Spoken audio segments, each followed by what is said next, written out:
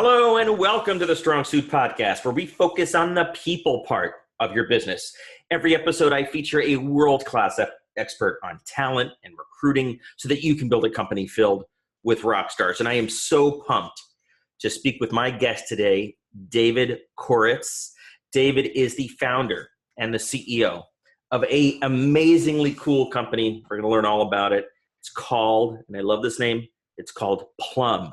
And Plum is transforming wine by the glass at home and in luxury hotels around the world. We're going to learn that story and understand how David has built this team. But let me tell you briefly about it. So Plum is basically, as I understand it, the first super automatic wine appliance that lets you enjoy a bottle of wine, one glass at a time, preserved for up to 90 days, automatically served at the right temperature. I could use one of these. I'm hoping that David is going to send me one just for being on the show today. And it's just a phenomenal product. Now, before Plum, David was the founder and CEO of a very successful software company, Mykonos Software, which was acquired very successfully by Juniper Networks back a few years ago. And under his leadership, Mykonos was awarded the very prestigious Innovation Award by the Wall Street Journal. Now, the current business, Plum, recently closed on $10 million of venture capital by a top VC firm. And obviously that's going to be used for growth. And that's what we're going to learn about today with our guest, David Koretz. How are you, David? I'm great. Thanks for having me. It is so cool to have you on the show because this is a super cool product in a category a lot of people are passionate about.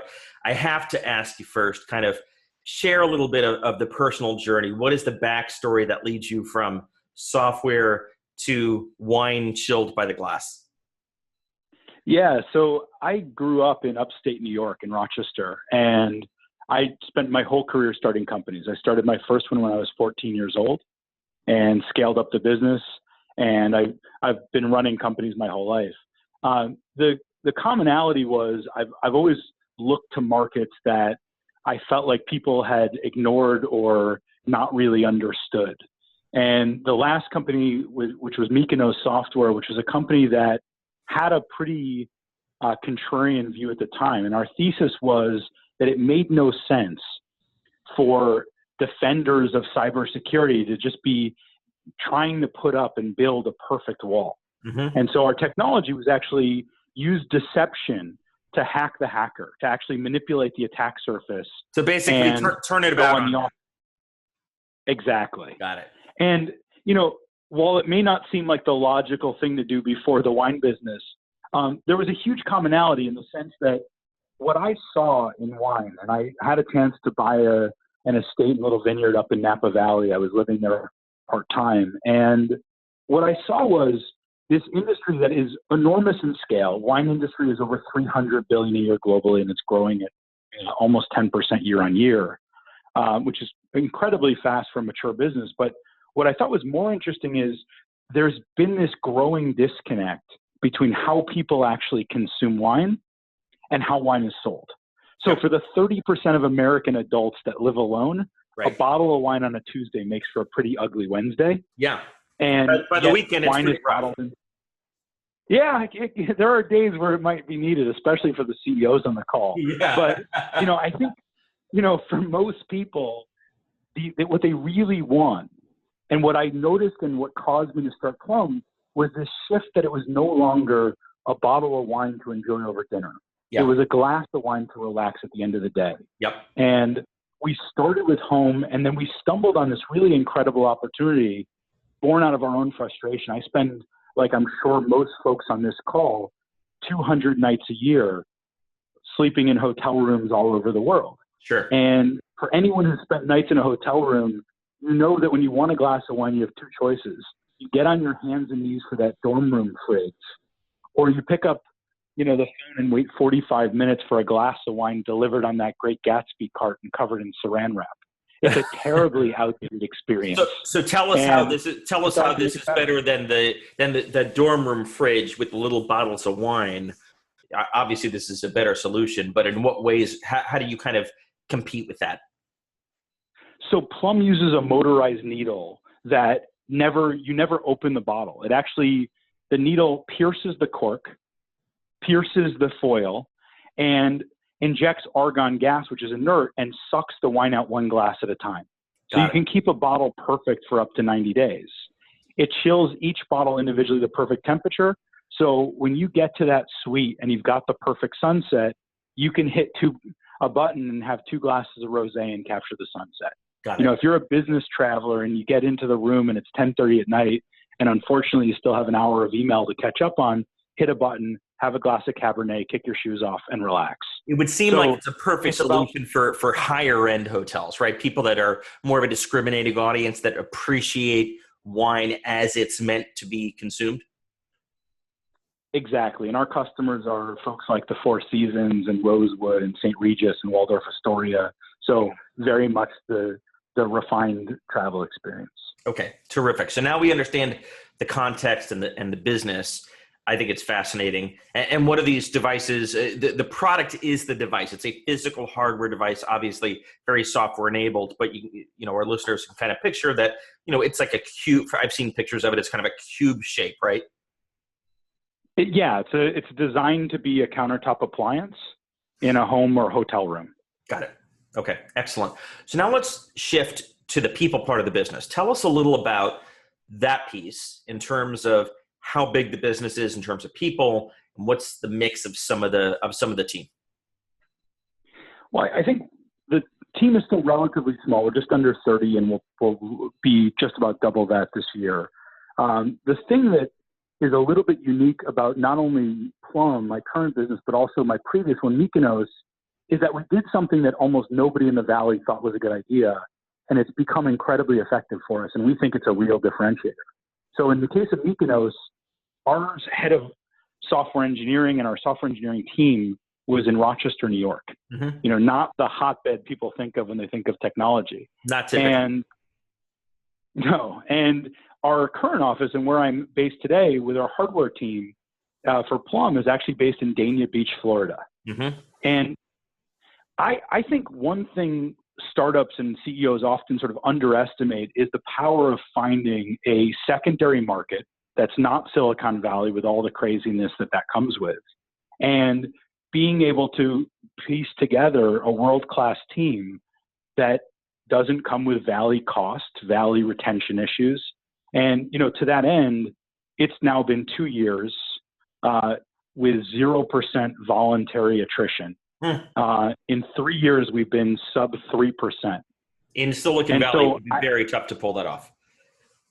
I think nearly impossible. Now, the one thing I will say is we have a Silicon Valley team based out of Palo Alto, and our software group has had 0% attrition in the last 3 years.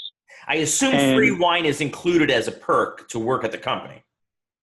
You know, the wine doesn't hurt, but I think, you know, what causes, in my view, what I think most people get wrong is they focus on the silly things, the perks, the coffee machines, the stuff that is nice to have, but it doesn't cause someone to want to wake up in the morning and get excited about what they do. And, you know, wine is interesting because, you know, when you think about all these mission-driven companies, and there's these companies building, you know, transforming healthcare, they're building next-gen satellites, you know, sometimes it can almost feel like what we're doing is sort of relatively trivial by comparison, right? We're not solving world problems. Yep. But what I think causes people to be so excited about what we do is that we have a very deep and visceral customer reaction when they get a chance to experience Plum. There's a real emotional connection to the product. For sure. We just got an email from a customer who said, I live in South Florida, and this has become my most treasured appliance besides my air conditioner. That's pretty good.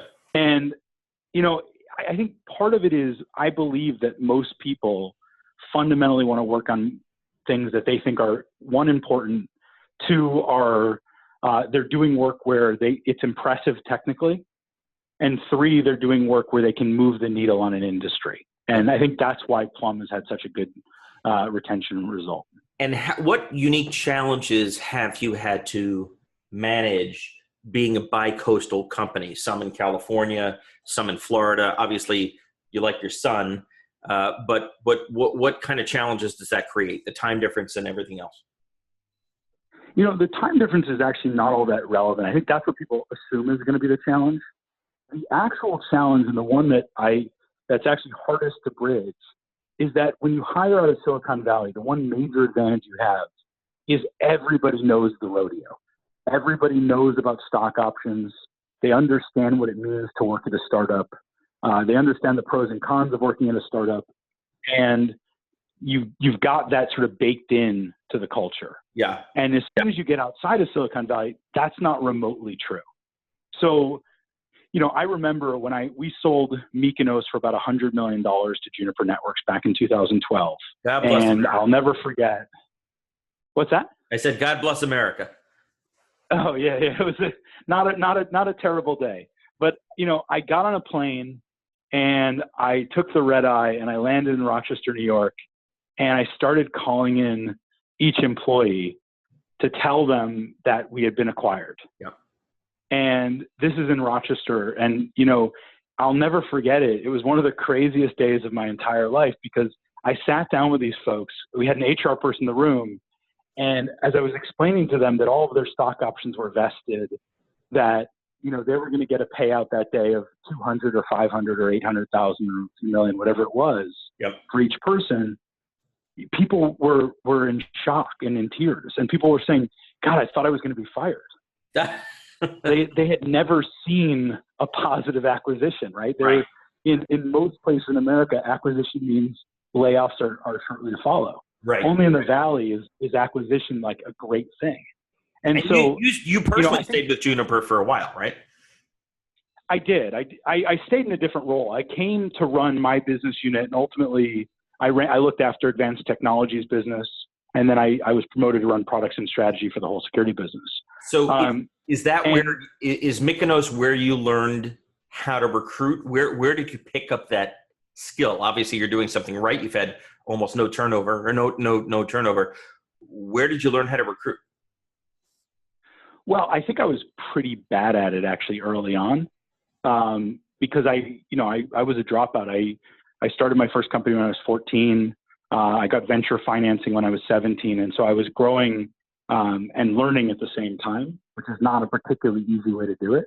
Yep. But what I found was, over time, I think I figured out sort of three things. One, why people show up every day, and ultimately why they leave. And I think if you understand that, you can build a business where people are excited to be there and excited to contribute. I think second, I was able to understand how do you deal with this huge cultural difference, because the last three companies I've been at, we've had multiple offices in different parts of the world, and you need a different management style. You can't just sort of apply Silicon Valley thinking everywhere. It doesn't work. Right. And then I think, including, at one time in St. Petersburg, Russia, which was a whole nother set of challenges. And then, third, I think learning how to build a culture that actually is reasonably cohesive across those offices. We now have folks in China, New York, California, and Florida, 4 entirely different environments culturally, and yet we act as one company. And I think learning how to do that takes some meaningful work. Have you, in terms of that work, have you codified the DNA? Have you, like, on a piece of paper, if I would have said, show me what your DNA is of the company, have you guys got to that point yet or not yet? No, I actually try to not codify things too early, because I think you actually tend to do more damage than good. Right.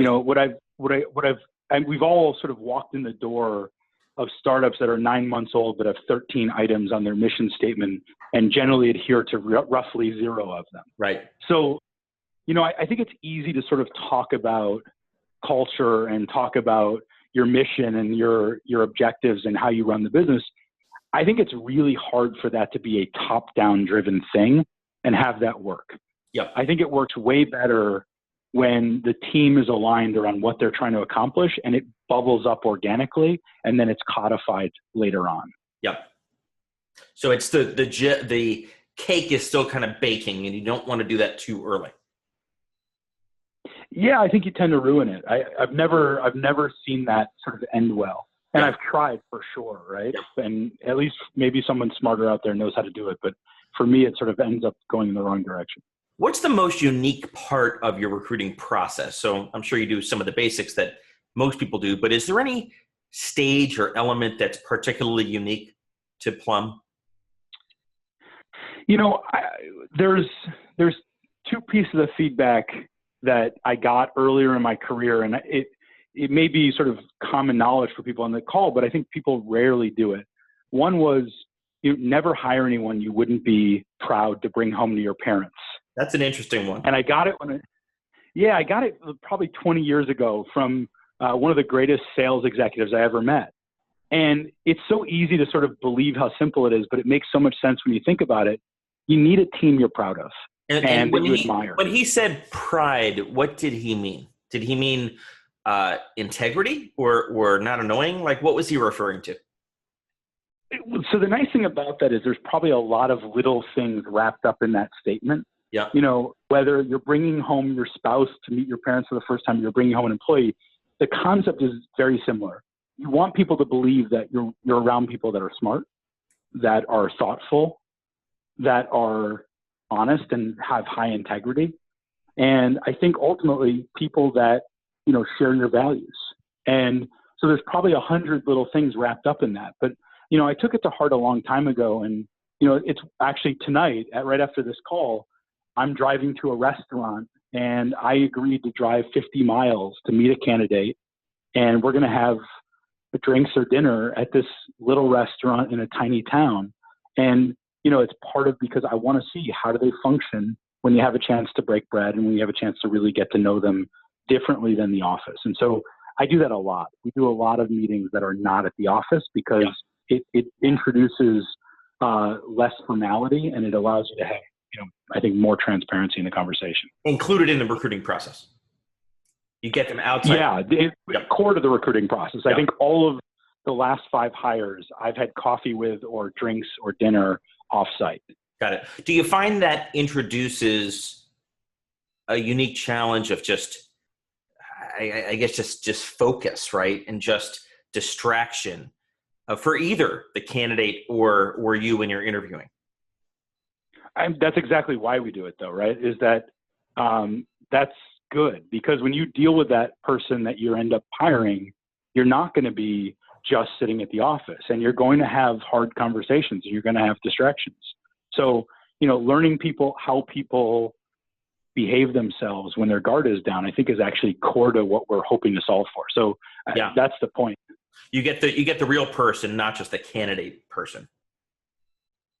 Yeah. And early in my career, we tried, we were famous at my first company for doing brain teasers and all these things to try to figure out just sort of rote intelligence. How smart were the people? Yeah.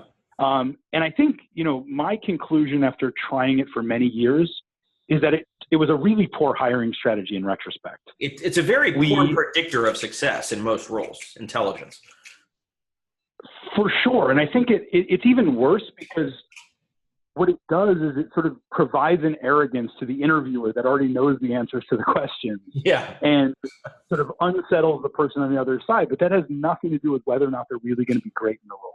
Yeah.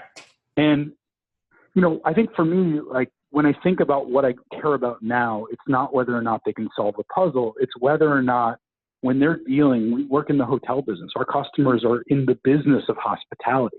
Yeah. Right. Which means they're incredibly gracious and hospitable.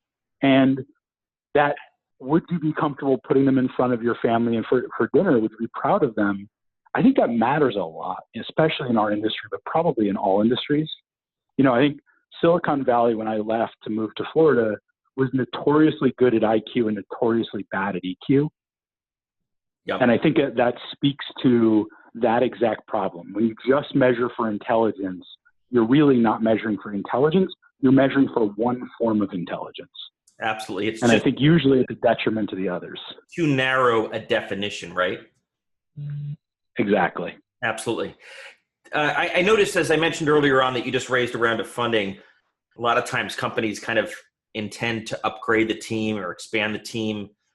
What are your plans for Plum with regard to the funding and hiring? So our plan is more around scaling the team than upgrading the team.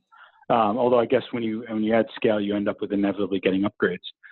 We often hire people not for the role we're hiring them for, but for the team that we want to scale around them. Yep. And so, when we think about hires, we're right now in the process of hiring out and scaling our sales organization. We're going to go from one salesperson to a dozen inside of 9 months. Wow. And, that level of acceleration, and we're alongside that, you're going to have sales support and deployment managers that party with them. And then on top of that, we're scaling out engineering at the same time.